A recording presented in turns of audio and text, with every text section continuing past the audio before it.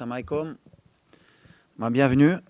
Comme je l'ai dit dès la fin du dernier match de poule, on arrive donc en huitième de finale sur une nouvelle compétition. Les matchs sont à élimination directe. Donc voilà, pas le choix. Si on veut continuer l'aventure de gagner ce match, on va tomber sur une équipe de Tanzanie qu'on connaît très bien. On les a joués beaucoup de fois ces dernières années. Avec toute l'humilité, comme je l'ai dit, et le respect qu'on doit à cette équipe. On sait que ça va être un match difficile, comme toujours. Et on espère bien sûr gagner ce match pour passer en quart de finale, Inch'Allah. Coach, Ghanem, please. Salam alaikum tout le monde. Rien de différent de ce qu'a dit le coach. On a passé la première étape qui était de passer les poules et de finir premier.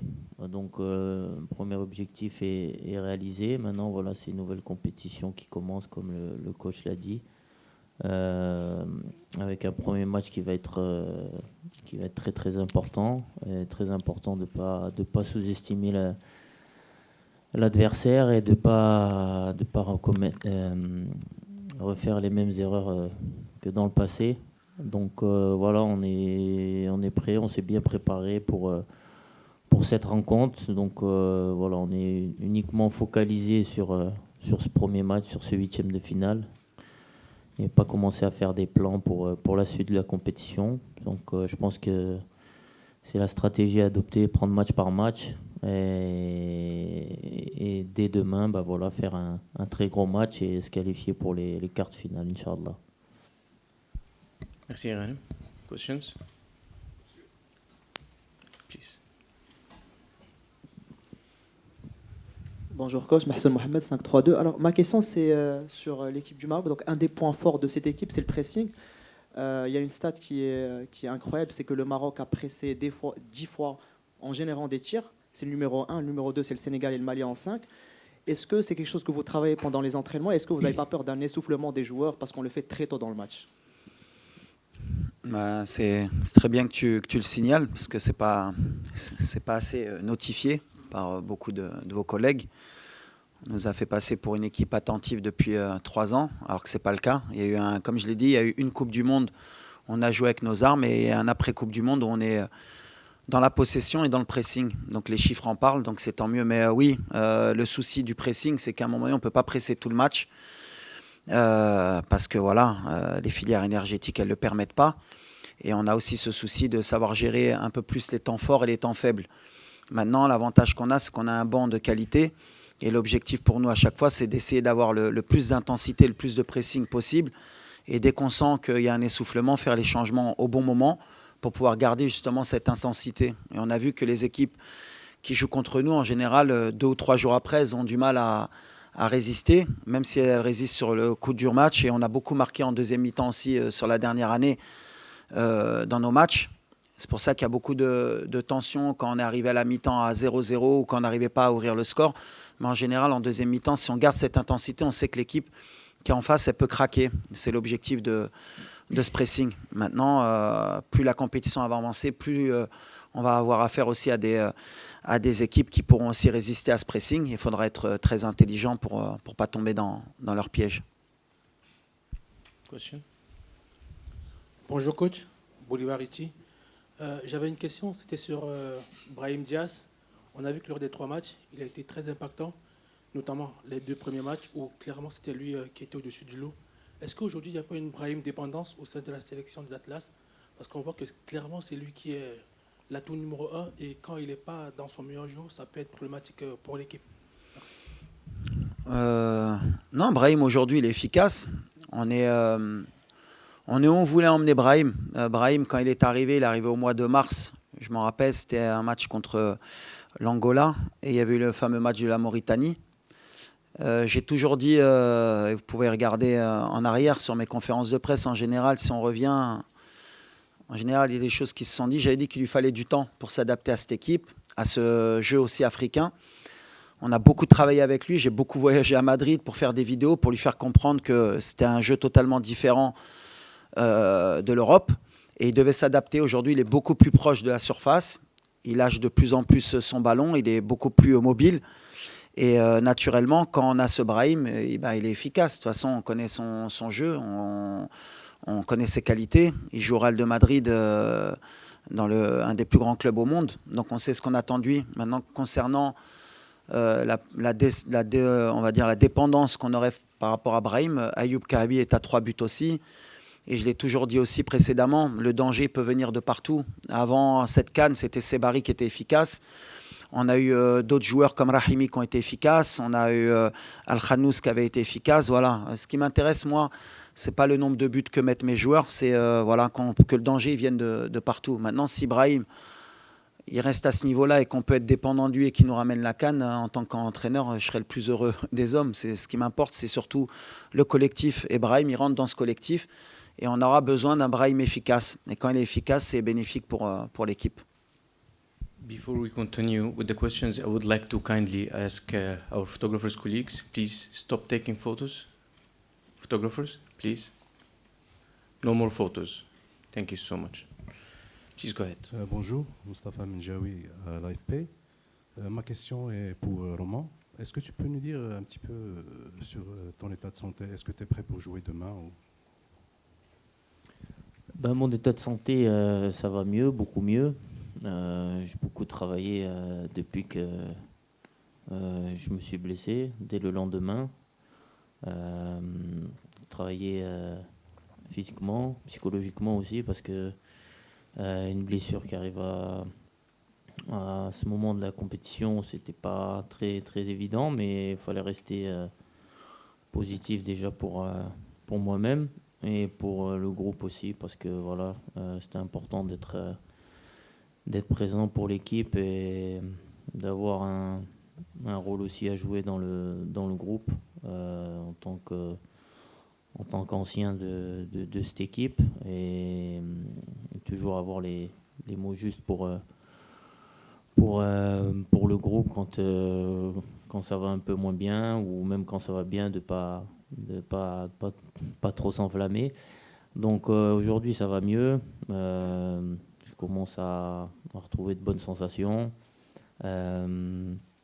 Voilà, le plus important c'est de revenir pour moi à 100% pour pouvoir aider l'équipe si besoin. Mais voilà, aujourd'hui la priorité c'est le groupe et voilà, peu importe que je sois là ou pas, le plus important c'est que l'équipe performe.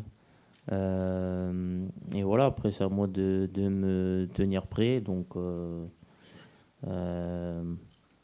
ne sait pas à l'avance qui va jouer, ça je peux le garantir. Donc, mais voilà, moi je suis content de ma rééducation jusqu'à présent.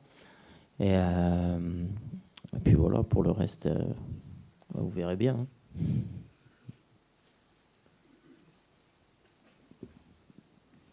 Bonjour coach, bonjour Romain. Une question pour le coach Dounia Mesli pour Afrique Foot.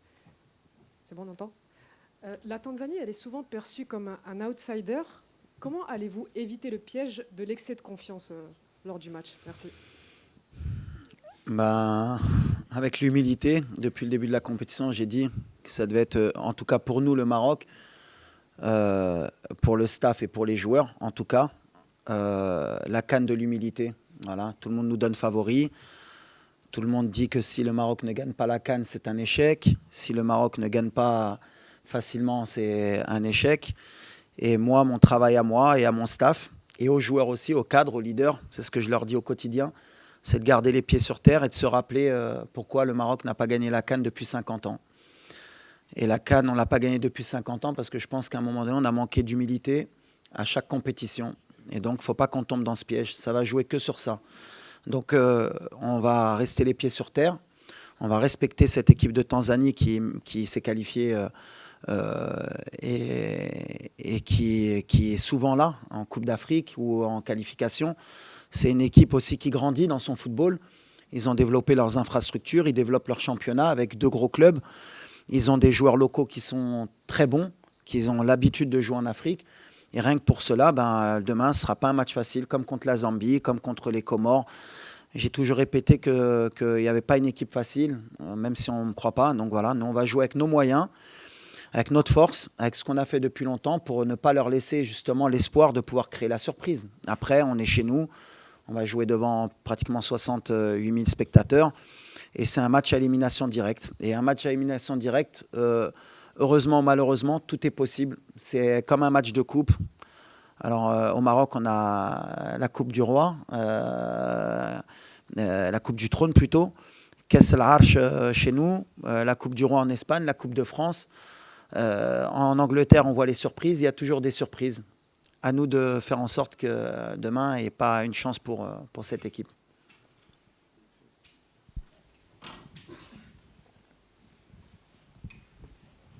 Ok, merci.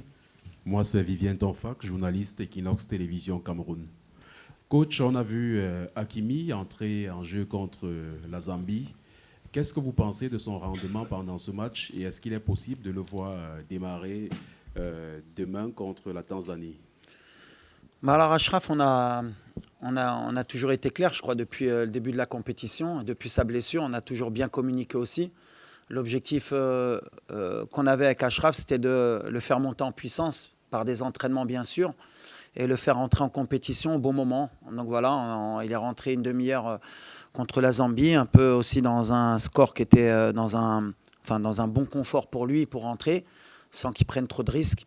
Physiquement, maintenant, il est prêt. Voilà, il ne ressent plus rien de sa blessure. Donc, il est apte à postuler pour le match de demain. Après, c'est à moi, comme j'ai dit, de prendre la décision. Il aurait pu jouer un peu le premier match, un peu le deuxième match. J'ai pris la décision de le préparer parce que je voulais quelqu'un à 100%. Et aujourd'hui, on a le luxe, en tout cas aujourd'hui, de pouvoir se permettre, à un moment donné, d'avoir pu se permettre de ne pas pouvoir faire jouer Hakimi, au moins pour les 2 premiers matchs. Maintenant, voilà, on arrive dans la vraie compétition. Et aujourd'hui, voilà, on va réfléchir encore à ce soir, mais Hakimi, il est disponible. Coach, Ilyes Ramiel pour le brief.ma. On sait que les pénaltys, on a eu beaucoup de mal en Coupe d'Afrique. Ça nous a réussi en Coupe du Monde. Et en Coupe d'Afrique, je pense à notamment celui de Hakimi ou Ziyech qui est remonté un peu plus loin. J'aimerais savoir si cette CAN, vous allez le travailler un peu plus que d'habitude, surtout que les équipes vont probablement jouer le temps jusqu'au tir au but. Merci beaucoup. Ouais, les pénaltys, de toute façon, ça fait partie justement du processus d'élimination directe. C'est-à-dire qu'on sait qu'on a le risque, si on tombe sur une équipe qui fait bien le boulot et qui nous emmène au pénalty, ben après, à un moment donné, il y a cette fameuse série de pénaltys qui peut vous sourire. Elle nous a souri en Coupe du Monde, elle ne nous a pas souri sur des compétitions comme la CAN avec Achraf ou avec Hakim précédemment. Mais voilà, comme je l'ai dit, la gestion des émotions, chaque moment... Rahimi, il n'avait jamais loupé de pénalty. Premier match, il loupe. Ayoub, il loupe rarement ses pénaltys. Ça, après, voilà, on peut les travailler comme on veut et on les travaille, nous, souvent à l'entraînement avec des challenges. Voilà, il n'y a pas de vérité. L'essentiel, c'est pour nous, comme je l'ai dit aux joueurs, c'est de faire le boulot pour qu'on n'arrive pas à cette fameuse série de pénaltys. Mais si on doit arriver à cette fameuse série de pénaltys, c'est d'arriver en confiance aussi. Voilà, l'équipe adverse aussi, elle prend un risque avec nous d'arriver aux séries de pénaltys, d'avoir le meilleur gardien du monde en face sur les séries de pénaltys. Donc voilà, donc on n'est pas sur des choses où on panique à se dire si on va au pénalty. Si on va au pénalty, on ira au pénalty. Je l'ai dit depuis longtemps, cette compétition, il faudra peut-être se préparer à un moment donné à aller au pénalty. Et il faut le mettre dans la tête que voilà, cette compétition, elle se gagne peut-être à la dernière minute au pénalty. Il y a tous les scénarios possibles. Maintenant, bien sûr, on espérerait éviter d'aller jusque-là parce qu'on sait que c'est un peu pile ou face. Bonjour, Gnouni Adam. Coach, ma question concerne Hamza Igaman. C'est un joueur qu'on attendait beaucoup avant la compétition, mais qui malheureusement a subi une blessure et qu'on n'a pas tout de suite vu. Est-ce qu'on pourrait revoir son retour bientôt sur la pelouse avec l'équipe? Hamza, un peu comme pour Achraf, voilà, c'était pas un défi ou un challenge. On connaissait son indisponibilité. Voilà, on a beaucoup échangé avec les staffs médicaux et de Lille et du Maroc. Et aujourd'hui, voilà, il s'est entraîné normalement cette semaine, il revient bien. Maintenant, est-ce qu'il est à 100% pour débuter un match? Est-ce qu'il a que 20 minutes? Est-ce qu'il a que 10 minutes? On verra. En tout cas, voilà, comme je l'ai dit, la chance qu'on a, c'est qu'aujourd'hui, on a beaucoup de profils d'attaquants. On a un attaquant qui est en pleine confiance, qui est Ayoub. Et le fait de pouvoir compter aussi sur Hamza sur le reste de la compétition, c'était aussi mon objectif, d'avoir un profil différent. Donc est-ce qu'il peut débuter demain? Est-ce qu'il peut rentrer? On verra. Ça dépendra aussi du match, ça dépendra aussi de beaucoup de choses. Mais en tout cas, voilà, il évolue bien. On est dans notre timing. On savait qu'il pouvait revenir sur la deuxième partie. Donc pour le moment, on est en train de réussir notre challenge. Et pour Achraf et pour Hamza. Donc je suis content. Je tiens à féliciter aussi le staff médical de notre équipe parce que voilà, l'équipe nationale, ce n'est pas qu'un coach, ce n'est pas que des joueurs. Il y a des gens qui travaillent tout autour de l'équipe. Et le staff médical en fait partie. Ils ont bossé jour et nuit pour que Hamza il soit prêt en temps et en heure. Bonjour Romain, Nasreddin Nasri, la Nouvelle Tribune Canal+. Vous êtes sur une dynamique très positive. Le coach parle souvent d'humilité. Qu'est-ce que vous dites entre vous pour ne pas sous-estimer l'adversaire? Et je voulais avoir aussi ton avis sur la CAN tous les 4 ans. Merci. Comme l'a dit le coach, il faut faire preuve d'humilité. Et comme j'ai dit au tout début, malheureusement, dans le passé, on a eu certains déboires parce que on en a peut-être manqué à un moment donné où on s'est fait éliminer de la compétition par des équipes qui étaient censées être footballistiquement inférieures à nous. Et parce que on n'a pas fait forcément ce qu'il fallait pour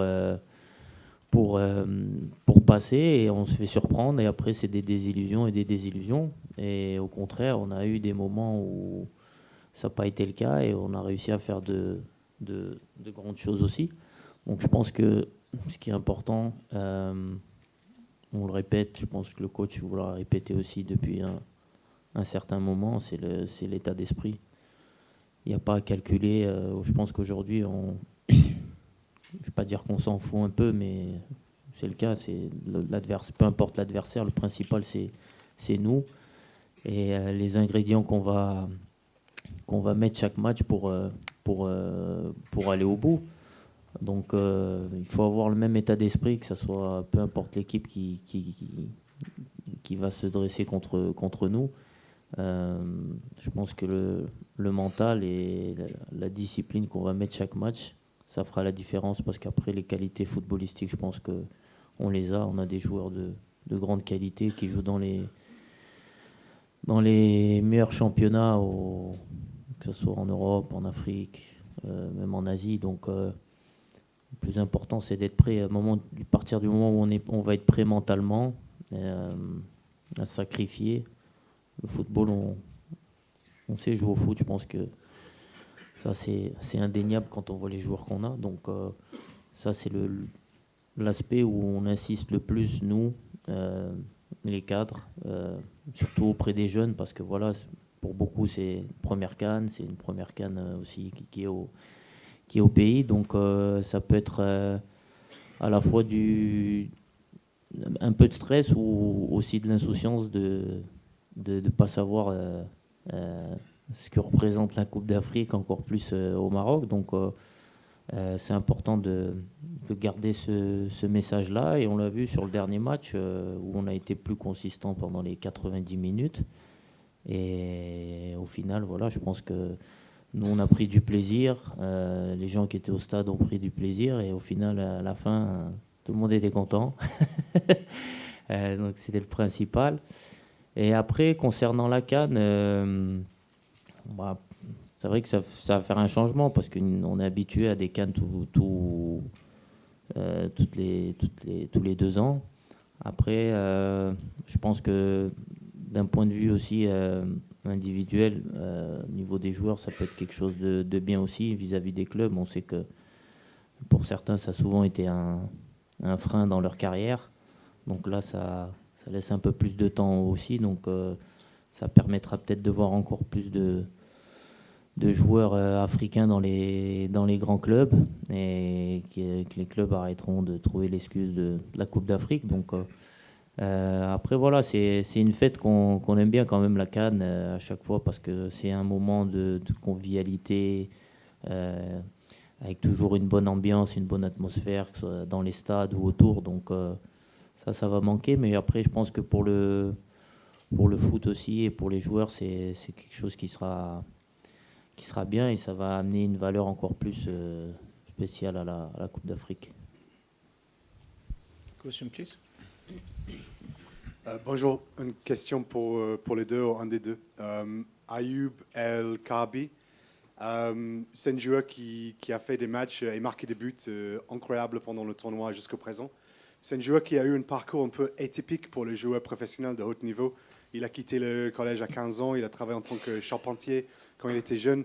Est-ce que vous pouvez parler un peu de lui en tant que personne, en tant qu'humain, et qu'est-ce qu'il apporte dans le groupe, c'est que nous, on voit pas sur le terrain? Merci. Je réponds moi. Bah, Ayoub, alors moi je peux bien en parler d'Ayoub parce que j'étais entraîneur du FUS quand il jouait au RAC de Casablanca. Et d'ailleurs j'ai souhaité le recruter au FUS de Rabat. Pour l'anecdote, d'ailleurs c'est le président du RSB Berken qui me l'a piqué au dernier moment. Et il a bien fait, parce que derrière, il avait mis, je crois, 20 buts en championnat, il avait été meilleur buteur du Chan. C'est un parcours atypique et je pense que c'est le meilleur exemple pour les jeunes Marocains. Le parcours de résilience d'Ayoub. C'est quelqu'un, comme vous avez dit, qui a joué dans les catégories amateurs, qui était charpentier, qui jouait arrière-gauche à un moment donné, qui a été mis attaquant. Moi, je me rappelle pourquoi je voulais le recruter. Il avait mis 2 buts en Coupe du Trône face à mon équipe. Et j'avais souhaité le recruter parce qu'on sentait le talent brut. C'est quelqu'un qui a eu des hauts et des bas et qui n'a jamais abandonné. Et Ayoub, par exemple, c'est quelqu'un que je n'ai pas appelé pour la Coupe du Monde en 2022 alors qu'il avait fait les qualifications. Et il n'a rien dit. Il s'est battu, il a retravaillé, il a fait des bons choix de club. Et aujourd'hui, c'est l'attaquant de l'équipe nationale et ça marche bien pour lui. Comme quoi, le travail, le silence comme il l'a fait, ça prouve toute l'humilité qu'il a. Quand je parlais d'humilité tout à l'heure, si je peux donner un mot qui peut décrire Ayoub Kahabi, c'est humilité. Il sait d'où il vient, il sait où il veut aller. Et c'est un super mec, humainement. Quand je ne l'ai pas pris à la Coupe du Monde, il n'a jamais rien dit. Il a dit « Ok, j'accepte, coach, je vais travailler pour revenir plus fort. » Et c'est ce qu'il a fait. Et pour les jeunes Marocains qui n'ont pas une carrière, qui n'ont pas fait de centre de formation et qui sont charpentiers ou autres, voilà, le rêve, il est possible. Et quand on peut permettre à des enfants de rêver, eh ben, faut valoriser ce genre de joueurs. Donc Ayoub, aujourd'hui, tout à l'heure, on parlait de Brahim. Voilà. Ayoub, il fait partie aussi de ces joueurs qui vont faire rêver des jeunes Marocains. Et je suis très fier de lui aujourd'hui et je pense que c'est un joueur exemplaire. Hey coach, good morning. My name is Eric. I'm going to ask in English. So Moroccan clubs and Tanzanian clubs have played each other recently in the CAF Champions League, and it feels that the Tanzanian clubs are catching up quickly. What do you think is the challenge posed by Tanzania national team in this game tomorrow? And what is the update of Hakimi in English, please, Walid?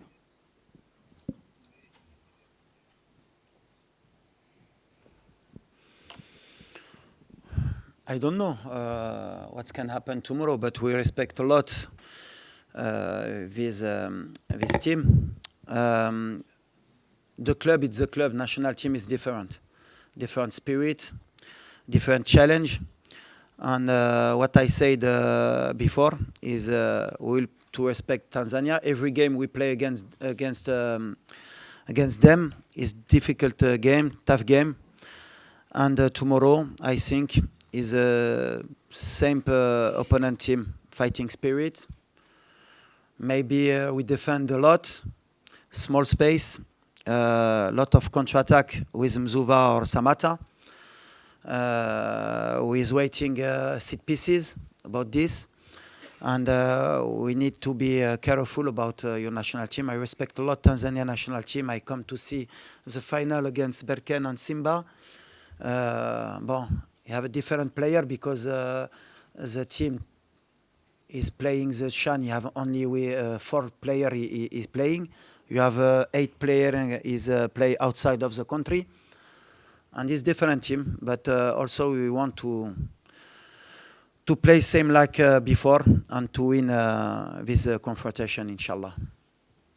Last question to the coach, and then we're going to take 2 questions to Ghanem Saiz, please. Go ahead.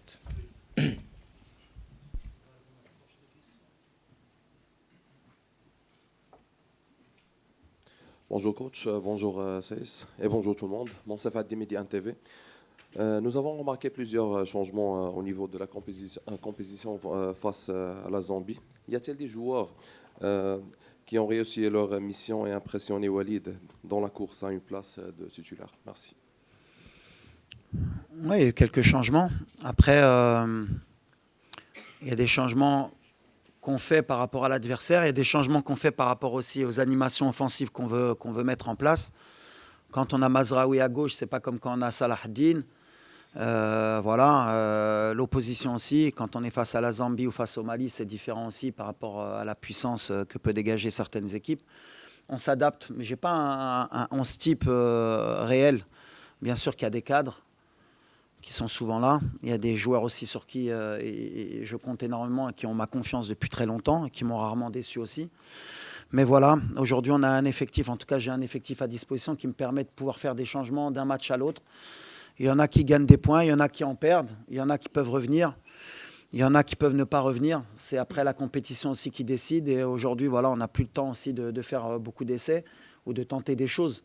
On est sur nos certitudes, on est aussi sur beaucoup de résultats positifs depuis 1 an et demi. Donc voilà, on a eu beaucoup de scénarios avec des fois des Seibari à gauche, parce qu'à un moment donné, c'est vrai que la critique, elle est aussi bénéfique. Voilà. Dire que Seibari ne peut pas jouer à gauche, les derniers matchs, quand il avait joué à gauche, il avait marqué des buts. Je ne suis pas adepte de quand il y a un match qui se déroule pas bien au niveau du résultat pour dire que tout va mal. Si on avait suivi Brahim, à un moment donné, la question de Brahim, c'est pas un joueur de couloir, c'est un joueur qu'il faut positionner numéro 10. Quand il est numéro 10, aujourd'hui, c'est le meilleur joueur de la CAN. Et comme par hasard, il joue à droite. Mais comme par hasard, comme ça se passe bien pour lui, Brahim, aujourd'hui, c'est trop facile de pouvoir juger les choses comme ça. Moi, je vois plus le côté technico-tactique. Aujourd'hui, on a des armes. On peut jouer avec Abdé, on peut jouer avec Isma à gauche, on peut jouer même avec Talbi, on peut jouer avec Ben Seguir, qui des fois est au milieu, mais qui peut jouer à gauche. On peut jouer avec Mazraoui arrière-gauche, on peut jouer avec Salah Din, on peut jouer avec Massina, qui à un moment donné, quand il était venu, non mais c'est un arrière-gauche, je ne peux pas jouer défenseur central, mais aujourd'hui il est défenseur central et ça se passe bien. Voilà, on a des solutions, on peut jouer avec Targaline au milieu, comme avec Amrabat ou avec Elianaoui, mais chacun a ses qualités. Et par rapport à l'adversaire, il faut faire les bons choix. On peut jouer avec Bilal au milieu, comme on peut jouer avec Ounahi, on peut jouer avec Sebari, on peut jouer avec Ben Seguir, on peut jouer avec Akhomash. Pourquoi Akhomash il joue moins? On peut jouer avec... on a le choix. Aujourd'hui, j'ai bâti cette équipe avec le staff et aussi avec les joueurs pour qu'on ait justement le moins de surprises possible, qu'on puisse s'adapter. Mais sur le match de la Zambie, bien sûr que voilà, il y a eu des choses très positives. On a beaucoup plus de certitude sur le plan aussi offensif. Est-ce qu'on va continuer comme ça dans la compétition? On verra. Mais en tout cas, voilà, moi, je ne suis pas surpris d'Abdé. Par exemple, Abdé, pourquoi il n'a pas débuté? Parce que peut-être que sur les premiers matchs, on avait besoin peut-être de gagner d'abord des points et d'être plus solide pour monter dans la compétition. Mais Abdé, c'est une certitude depuis 3 ans avec moi, puisque je l'ai pris à la Coupe du Monde et il a été décrié. Aux Jeux Olympiques où c'était compliqué, il a quand même, on n'a pas lâché, parce qu'au mois de mars, je m'en rappelle, je l'avais renvoyé avec les Olympiques pour qu'il ait justement cette fameuse humilité de travailler pour revenir plus fort. Mais c'est quelqu'un sur qui j'ai pas mis un billet, c'est plus qu'un billet. Je sais que c'est un joueur de talent et qui est capable, qui va grandir encore, qui va être encore plus fort dans les années à venir. Mais voilà, qu'il fallait faire évoluer, tout comme Bilal, tout comme Ilyes, tout comme Talbi. On a des jeunes joueurs qui arrivent, tout comme Akhomash. Mais il faut les accompagner avec des anciens pour qu'ils comprennent ce que c'est que l'équipe nationale, l'importance que c'est que de jouer pour l'équipe nationale, et par rapport à leur talent aussi, parce que souvent quand on est jeune, on veut démontrer beaucoup de choses vis-à-vis du public, qu'ils comprennent que la priorité, c'est d'abord de jouer pour l'équipe nationale. Et après, dans leur qualité, de les démontrer, de les appliquer pour qu'ils puissent briller en équipe nationale. Mais aujourd'hui, moi, j'ai le choix du roi, on va dire. J'ai un effectif, j'ai 28 joueurs aujourd'hui, puisque Romain est en train de revenir, Igamen est en train de revenir. Donc à l'arrivée, sur 28, j'en ai 11 à poser, donc il y en a 17. Si on retire les gardiens, ça fait 15 qui peuvent jouer. Et à chaque fois que je mets mon équipe, quand je regarde ceux qui sont sur le banc, et je les appelle les changements de jeu, les playmakers qui peuvent changer l'équipe, je leur dis que les 11 qui sont là, ils pourraient très bien débuter. Mais c'est pas faux. Merci coach. Last 2 questions to the player number 6 of Morocco, Ghanem Saïs, please. السلام عليكم. محمد بتاح من قناة العيون. قبل أن أطرح السؤال لدي رسالة بسرعة كلفت بها من طرف الجماهير بمدينة العيون رغم بعدها عن المنتخب، لكنها تساند وتتفاعل مع كل لحظة مع المنتخب الوطني، وهم وراءكم يعني في السراء والضراء، فقط انتصارات فقط تحديات، ونتمنى لكم التوفيق. أما السؤال لأن الكثير من الزملاء أنهم طرحوا الأسئلة فيما يخص التكتيك الإحصائيات، لأن المنتخب التنزاني بين المنتخبات اللي لعبنا معها في أكثر من مباراة في المجموعات وما عنده ما يخسر. شنو الطريقة إن شاء الله باش نلعبوا باش نحققوا الأماني، لأنه خروج المغلوب اللي وصلنا له الآن هو أصعب مرحلة. وإضافة إلى ذلك ما هي الرسالة التي توجهها للجماهير اللي ما هي في الملعب، اللي أمام الشاشات، وتتفاعل مع المنتخب في كل لحظة وفي كل لقطة. Madame, please. C'est pour toi? Je sais pas. En gros que le public vient de la ville de Laayoune, que là-bas ils nous souhaitent bonne chance et qu'ils sont derrière nous, que le public est derrière nous, et que là on va jouer la Tanzanie, et que voilà, ils ont rien à perdre, et que nous on a tout à perdre, donc comment on va gérer ça? Voilà. Non, bah déjà, on a la chance d'avoir des supporters aux quatre coins du monde, j'ai envie de dire. Donc ça, c'est une force pour nous. Après, voilà, c'est comme on l'a déjà dit, on sait qu'on est favori dans ce match. Mais comme l'a dit le coach, comme je l'ai dit aussi, il faut qu'on aborde ce match avec beaucoup d'humilité, beaucoup d'envie. Et c'est pas de se focaliser sur l'adversaire, mais uniquement sur nous-mêmes et sur les ingrédients qu'on va mettre pendant ce match pour aller se qualifier en quart de finale. Donc je pense qu'aujourd'hui on a tous conscience de l'enjeu de cette CAN au Maroc. Et voilà, on a un objectif qui est clair et précis. Et demain, voilà, on a un prochain obstacle qui est la Tanzanie. Et on va tout faire pour franchir cet obstacle en proposant un beau jeu et en ayant la bonne attitude sur le terrain pour montrer les valeurs qui sont les nôtres et qui nous animent depuis un petit moment et depuis le début de la compétition, même si au début on a été un peu critiqué. Mais voilà, on a confiance pour ce match de demain. Et voilà, Inch'Allah, ça va bien se passer. Et puis on va passer en quart de finale. Last question to the player, please. To the player.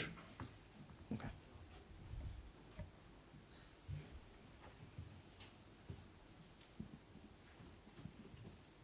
السلام عليكم. كنزة The Voice of Morocco.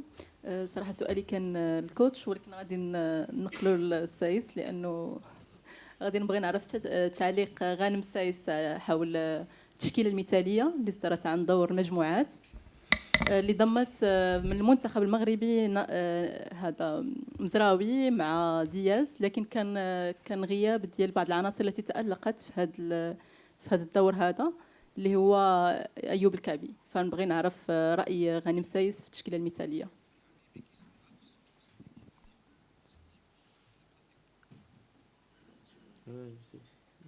Ça marche pas.